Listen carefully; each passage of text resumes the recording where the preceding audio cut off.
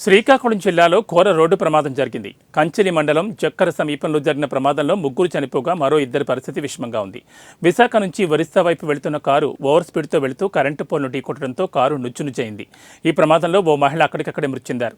మరో ఇద్దరిని సోంపేట ప్రభుత్వ ఆసుపత్రికి తీసుకెళ్తుండగా మార్గమధ్యంలో మృతి చెందారు. క్షతగాత్రులు సోంపేట ప్రభుత్వ ఆసుపత్రిలో చికిత్స పొందుతున్నారు. మృతులు సోమేశ్వరరావు, లావణ్య, స్నేహ గుప్తాగా విశాఖపట్నం సీతమ్మధారకు చెందిన వారిగా గుర్తించారు. ఒడిశాలోని జాజిపూర్ అమ్మవారి దర్శనానికి వెళ్తుండగా ఈ ప్రమాదం జరిగిందని పోలీసులు తెలిపారు.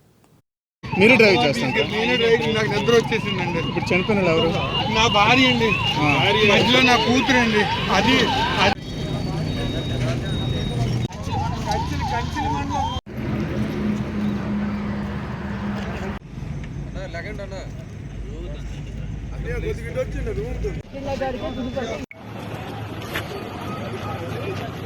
వైజాగ్ నుంచి జాజ్పూర్ గిరిజామాత గుడికి వెళ్తున్నామండి. జాజ్పూర్ గిరిజామాత అంటే అమ్మవారి దగ్గరికి వెళ్తున్నామండి. మీరు డ్రైవ్ చేస్తారు? నేను డ్రైవ్, నాకు నిద్ర వచ్చేసిందండి. ఇప్పుడు చనిపోయిన ఎవరు? నా భార్య అండి, మధ్యలో నా కూతురు అండి. అది